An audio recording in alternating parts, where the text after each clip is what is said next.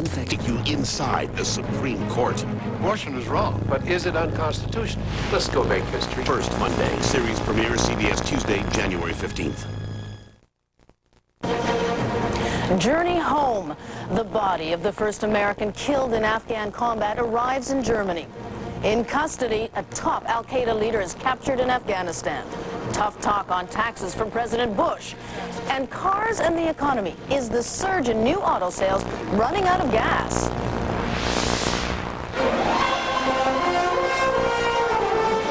This is the CBS Evening News with Thalia Ashuris.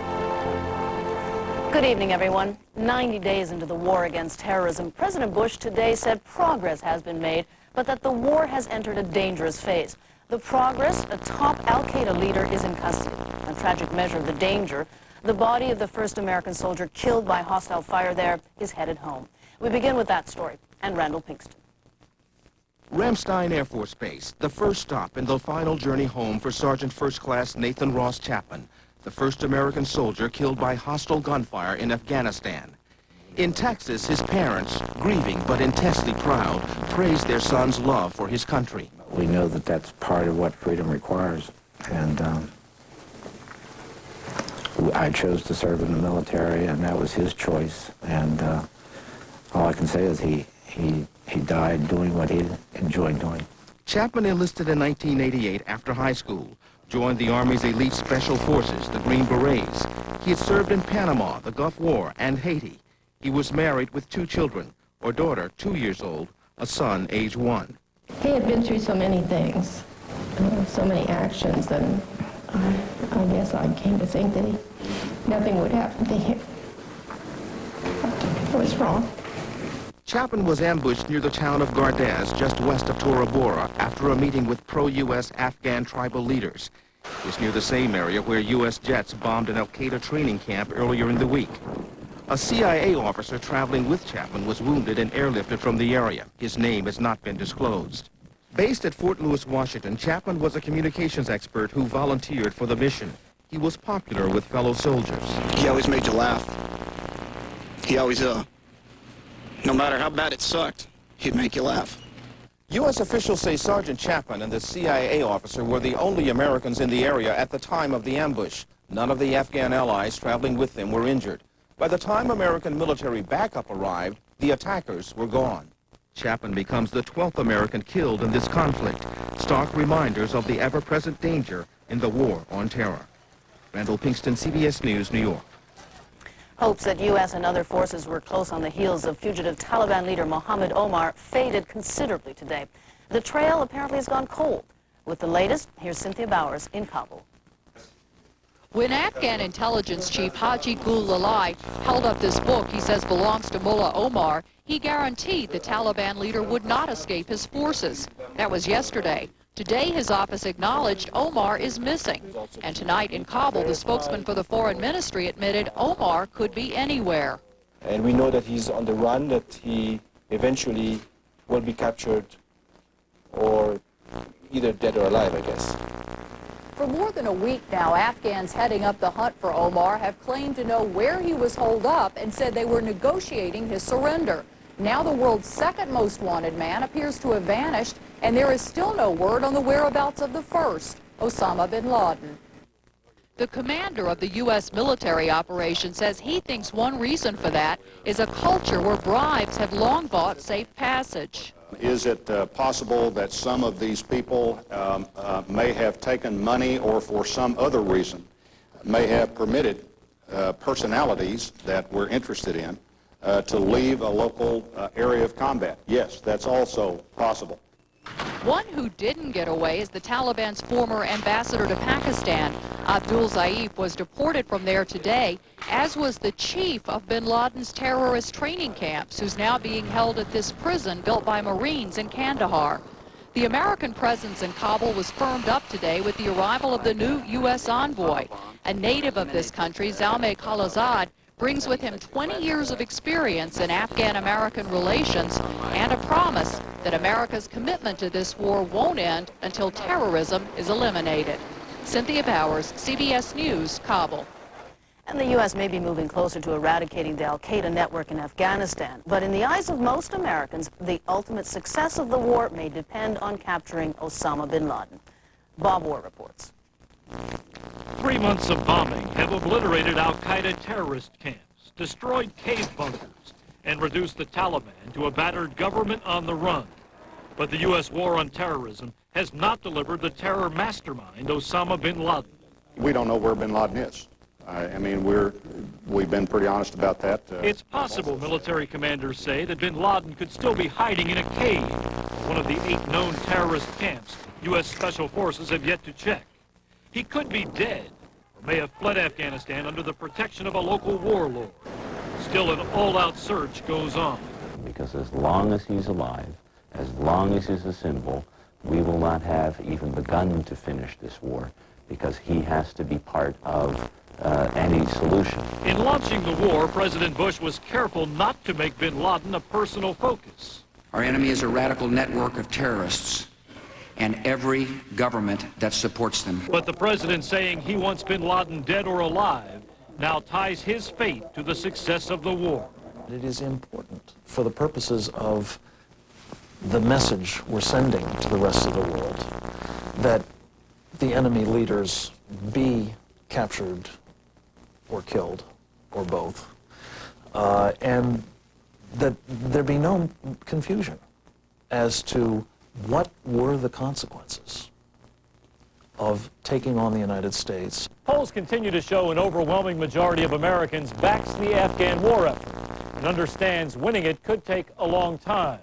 But experts warn if the U.S. fails to kill or capture bin Laden, public support for the wider war on terrorism could be lost. Bob Orr, CBS News, Washington. For a moment, signs were positive today that India and Pakistan could pull back from the brink of war. Leaders of the 2 nuclear powers shook hands at a regional summit, but India's prime minister later ruled out any talks until Pakistan widens its crackdown on Islamic extremists. President Bush was on the road in Southern California today, making the case for his economic recovery plan. In the course of doing so, Mr. Bush made a pledge that echoed a famous vow once made by his father. Mark Noller is with the president. It was not bin Laden or Mullah Omar that drew the hottest rhetoric from the president today. Mr. Bush suggested that Democrats might try to repeal last year's tax cut. There's going to be people who say we can't have the tax cut go through anymore. That's a tax raise. And I challenge their economics when they say raising taxes will help the country recover. Not over my dead body will they raise your taxes. At a town meeting in California, the president offered his first public response to yesterday's blunt attack on the tax cut by the top Democrat in Congress. So not only did the tax cut fail to prevent a recession, as its supporters said it would, it probably made the recession worse. There are some in Washington saying that the tax cut caused the recession. I don't know what economic textbook they're reading. Without mentioning Daschle by name, the president made it sound as though Daschle called for raising taxes, which he didn't. Even so, Mr. Bush smells politics. And so does Senator Daschle. In a rapid response, he dismissed the president's remarks and said no amount of his hot rhetoric will get the economy back on track after Republicans turned record surpluses into deficits. Mark Noller, CBS News, with the president in Portland, Oregon. Still to come on tonight's CBS Evening News, the case of the hockey dad accused of manslaughter. Also, pitfalls on the path to the Winter Olympics in Salt Lake City. And enduring faith at New York's Ground Zero.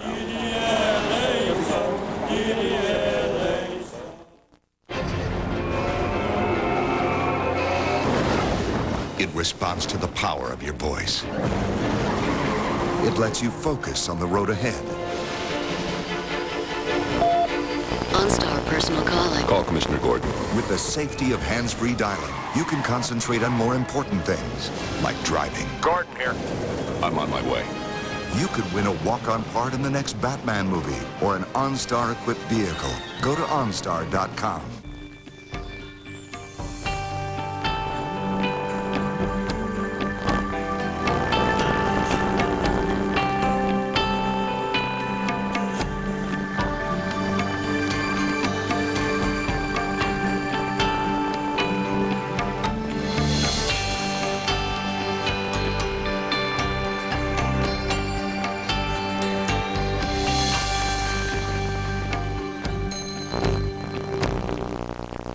have high blood pressure, you know all these cold medicines warn you not to take them. So take their advice. Don't take them. Take decongestant-free Coricidin HBP. Powerful relief that won't raise your blood pressure. Thinking about Viagra? It's now available in a free 6-pill sample pack. 6? That's my number. So get in the driver's seat and ask about the free Viagra sample pack. Get to your doctor for a checkup and find out if a free sample of Viagra is right for you. For more information, race over to Viagra.com. Bad weather, no problem. Burlington Coat Factory has the coat for you for up to 60% less than other fine department stores, even lower than their sale prices on the finest quality current season coats, any kind of coat you want. Plus, get great savings on clothing for your entire family. Save up to 70% off our original low prices on fashions for ladies, men, kids, and the home, plus designer shoes during Burlington Coat Factory's great January clearance sale. You say the word glasses and people think stereotype. But you know, it's just the opposite. There are so many chances to become someone new just by changing your glasses. Come into Lens Crafters. You'll see what I mean. Are you lucky enough to need glasses? It's a different kind of Fixodent with no artificial flavors or colors. It's Fixodent free. Fixodent holds stronger, holds longer than any other free adhesive. Fixodent and forget it with Fixodent free. I quit. I quit. It's time to quit. Quit the cycle of irregularity with Metamucil Daily Fiber Therapy. I quit for good. And you can too. Metamucil Daily Fiber Therapy. Get regular, stay regular. On the NFL today, Deion Sanders straightens out the wild AFC playoff picture. Plus, the Bears battle for home field and the Jets Raiders in a smashing season finale. Sunday on CBS. A small plane crashed into a skyscraper this evening in Tampa, Florida. The single-engine Cessna flew into the 40-story Bank of America building about midway up. FAA sources told CBS's Bob Orr the plane was flown by a 15-year-old who took off without permission. He was not a licensed pilot, but did have a learner's permit. A Coast Guard helicopter was tailing the plane when it flew into the skyscraper. A manslaughter trial that began this week in Massachusetts is focusing new attention on violence in sports for young people, not involving the competitors, but their parents. Jim Axelrod reports. So far, testimony in Thomas Junta's manslaughter trial has centered on how 40-year-old Michael Costin died. He had been the victim of an assault, struck about the head. Next week, it will focus on why. Did Junta beat Costin to death, angered by the way Costin was supervising a hockey game in which both men's 10-year-old sons were playing? Thomas Junta is responsible for Michael Costin's death, that his intentional acts on that day are what caused Michael Costin's death. Or was Junta simply a concerned parent acting in self-defense after Costin attacked him first? 3 punches. 1, 2, 3, it's over. Costin then goes into a defensive position. When he does, Mr. Junta stops. The fight between the two hockey dads at this arena north of Boston has focused bright light on what Fred Eng of the National Alliance for Youth Sports says is a growing problem across the country. The parent of today is different than a generation ago. It used to be about 5% of the parents would step over the line and didn't get it. Now it's up to about 15% of the parents. The man who sparked all this discussion, Thomas Junta, is looking at up to 20 years in prison if convicted. Testimony expected early next week could be critical. The son of Michael Costin is expected to take the stand as a key prosecution witness. Then the defense gets the case. Its star witness, they say, Thomas Junta himself. Jim Axelrod, CBS News, Cambridge. A key highway between Chicago and the south has been closed indefinitely after a deadly accident in Alabama. One person was killed when a fuel tanker and car collided on Interstate 65, sparking an explosion and fire that badly damaged an overpass. Flights in and out of Salt Lake City will be banned during opening and closing ceremonies of the Winter Olympics. That's according to a report today by a Utah newspaper. With opening ceremonies barely a month away, organizers are keeping their fingers crossed that the games will go smoothly. Bill Whitaker has more. To see Salt Lake City these days, the Olympic Village near completion, athletes at brand new venues, you might think the city's journey to this point was smooth as Olympic ice. I love this facility. This is the best facility that I've ever trained at. But the path to the Olympics has been so full of pitfalls, Salt Lake citizens are feeling like the ultimate survivors. Mitt Romney is running the Utah Games. This community has really gone through some tough times as it's thought about these games. At times, these winter games must have seemed more like the snake-bit games to people here in Salt Lake City who've had to weather scandal, financial crisis, and fears of terror. The 1999 bid scandal, when organizers wooed International Olympic Committee voters with gifts and trips, scared sponsors away. Then September 11th scared everybody else. I think there's a lot of concern that something could happen during our Olympic Games. Everyone is almost afraid to talk about it. To the city of Salt Lake City. When Salt Lake won the Games in 1995, after more than 30 years of trying, the city was overjoyed to roll out the red carpet for the world. Now some here wish they could roll it back up. If you ask a number of people today, if we could go back to 1991, we didn't get the bid, should we just hung it up given what happened? I think a lot of people say, yeah, sure. At the same time, they would say, well, we have it, now we've got to go through with it. The scandal has been cleaned up. The sponsors have come roaring back, and security is the tightest of any Olympic Games. Mitt Romney says he's confident successful games will blot out past troubles and leave people saying, oh yeah, those guys got off to a rocky start. They overcame some remarkable hurdles, carried the games off even following a war on terrorism. That, I hope, is what we're remembered for. And after their mountain of troubles, it seems everyone in Utah is hoping it's all downhill from here. Bill Whitaker, CBS News, Salt Lake City. Just ahead on tonight's CBS Evening News, economic signals at the auto show. The voice, unforgettable. The look, unmistakable. The man, Rod Stewart. Wake up, Maggie, I think I got something to say to you. The very best of Rod Stewart, a collection of landmark songs from one of rock's finest voices. Tonight's the night. Including Tonight's the Night, Do You Think I'm Sexy, Maggie May, Have I Told You Lately? Have I told you lately that I love you? Forever Young, Hot Legs, Reason to Believe, and many more. Still I look to find a reason to believe. Rod Stewart has sold over 120 million albums and become one of the greatest voices in popular music. Now, for the first time ever, all of Rod's greatest songs together on one CD. Just $18.98 plus $4.95 shipping and handling. Call now and receive a free Rod Stewart poster with your paid order. And in my heart, you'll always stay forever young. The very best of Rod Stewart. Over 70 minutes of classic Rod, including Some Guys Have All the Luck, You're in My Heart, This Old Heart of Mine. This old heart of mine been broke 1,000 times, each time you break away. You Wear It Well, Rhythm of My Heart, and many more. The very best of Rod Stewart. 16 of Rod Stewart's original recordings are on this remarkable collection. Will I see you tonight on a downtown train? To order the very best of Rod Stewart, call the number on your screen or send $18.98 for one CD plus $4.95 shipping and handling to the address shown. Call now and receive a free Rod Stewart poster with your paid order. Rush delivery available.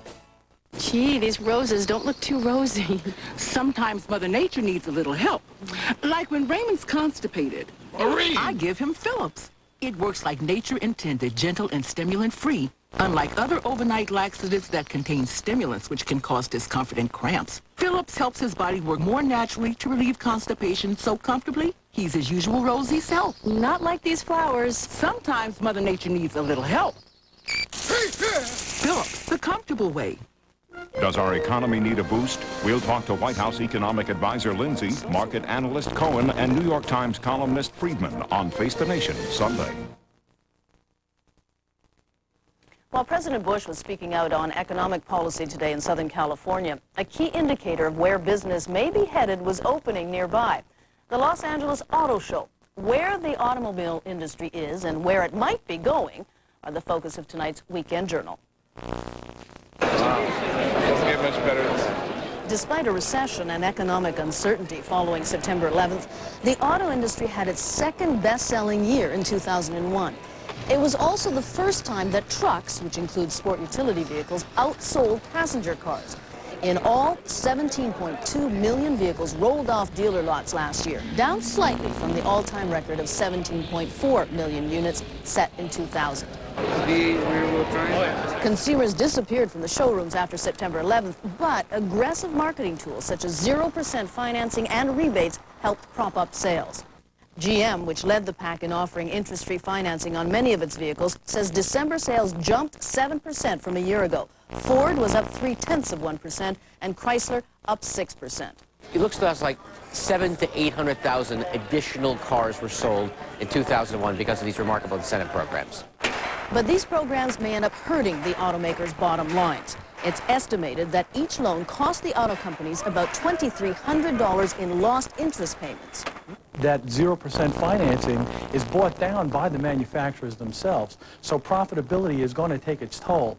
It's the old classic, we're losing $100 a piece, but we're making it up in volume. The popularity of the incentive programs last year may take away sales from this year. And we're going to have a pretty tough O2 because everybody that needed a car already bought one. That it's going to turn out to be not a very good strategy, and my suspicion is that's the case. We simply overreacted to a difficult situation. It was hard to see at the time, and we're going to pay for it later. As the car show season gets underway this weekend with the Los Angeles Auto Show, car companies are hoping new models like the Mini, based on the British sedan of the 1960s, and the sporty two-seater Chrysler Crossfire will steer consumers back into the showrooms. How well the auto industry does this year may hinge on whether the U.S. economy begins to recover by the second quarter. Salesmen on the front lines are optimistic. We believe that the spring buyer will always be the spring buyer. Well, so far in this new year, the economic signals are mixed. Stocks are up, but so were the week's latest jobless figures.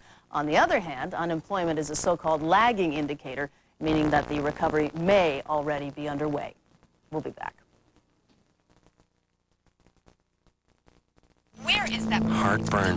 Zantac 75 knows it comes in many shapes and sizes. Brought on by food or triggered by stress. But fast heartburn relief anytime always comes in this shape, this size. Zantac. When there's too much acid, Zantac quickly blocks the strongest acid trigger to relieve heartburn fast. Yet it's so gentle, you can use it anytime. Whatever the shape or size of your heartburn, remember Zantac, the shape of fast heartburn relief anytime. Frank Sinatra, Dean Martin, and Sammy Davis Jr. are the original Rat Pack. You make me feel so young. Introducing the first official Rat Pack collection. Available now through this special television offer. 42 songs on 2 swinging CDs from the original hipsters for just $19.98. Oh, Lottie. EO11, the best of the Rat Pack, is the first official Rat Pack studio collection featuring 18 classic recordings that define the Rat Pack. Just the start of the blues. Including the hard-to-find Dean Martin track, When You're Smiling. You're smiling. When you're smiling. Now, Dean, listen, I want to talk to you about your drinking. What happened? I miss around? No, you didn't. And now through this special TV offer, you can get a front row seat in the legendary Copa Room at the Sands in Vegas, circa 1963, with the Rat Pack live at the Sands. Are the stars out tonight? I don't know if it's cloudy. The complete live performance from the most famous nightclub act in the world, featuring 24 tracks of live, rare, and previously unreleased material. Ladies and gentlemen, Sammy Davis Jr. And not a moment too soon. EO11, the best of the Rat Pack, and the Rat Pack live at the Sands. Ain't that a kick in the head? Both CDs are just $19.98 plus $4.95 shipping and handling through this special TV offer. Luck be a lady tonight. Frank, Dean, and Sammy, the Rat Pack. 3 legendary performers, 2 unprecedented albums, 1 great price. The ultimate holiday gift. You're nobody till some. To order EO11, the best of the Rat Pack, and the Rat Pack Live at the Sands, call the number on your screen or send $19.98 for 2 CDs or 2 cassettes, plus $4.95 shipping and handling to the address shown. Order now. Rush delivery available. Join your favorite stars for the first awards show of the year, the AFI Awards, honoring a year of excellence in film and TV. Live, CBS tonight at 8, 7 Central. Millions of Greek Orthodox will celebrate the Feast of the Epiphany tomorrow, one of the holiest days in the Orthodox calendar. Now, for a Manhattan congregation which once worshipped within sight of the World Trade Center, this has been a bittersweet holiday season. Alexis Christophorus has the story.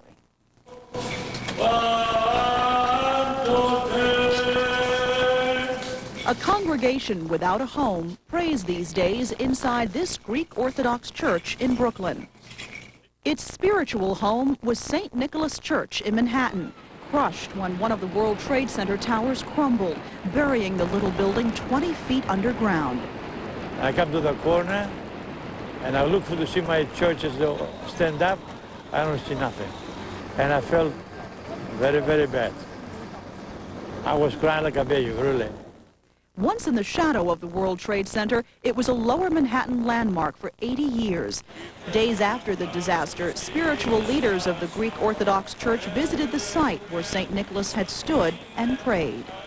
Life-giving well. A handful of relics were later rescued from the rubble. I think it was partly destroyed. Among them, 2 icons. This is a paper icon, as you can see. Also recovered, a candelabra, an embroidered cover, part of a bell, and 2 books. This is a Bible. The leader of the Greek Orthodox Church in America, Archbishop Demetrius, is housing these treasures until a new St. Nicholas can rise again. The preservation of these items is a real miracle of the love of God. The parish has been determined to rebuild. John Koulakundis is in charge of the fundraising effort. We've basically can say that we've raised somewhere between $1.5 million and $2 million. We have some insurance money coming in, but we definitely need more than $5 million to complete our mission. And this past week, church leaders secured a promise from the state that St. Nicholas will be rebuilt on the very same spot. Coming back again is just coming out of ashes, being born again as a symbol that will exemplify and witness much more than it was before. Archbishop Demetrius hopes St. Nicholas will return within 4 years and become a sanctuary to a much larger community. This tiny church will open its doors to all of those touched by the horror of September 11th. Alexis Christophorus, CBS News, New York. And that is the CBS Evening News. Tomorrow on Sunday morning, actress Sissy Spacek. Then on Face the Nation, the economic future. I'm Thalia Ashuris, CBS News in New York. Good night, everyone. For news 24 hours a day, CBS.com on the internet and on our interactive partner, America Online, at keyword CBS News.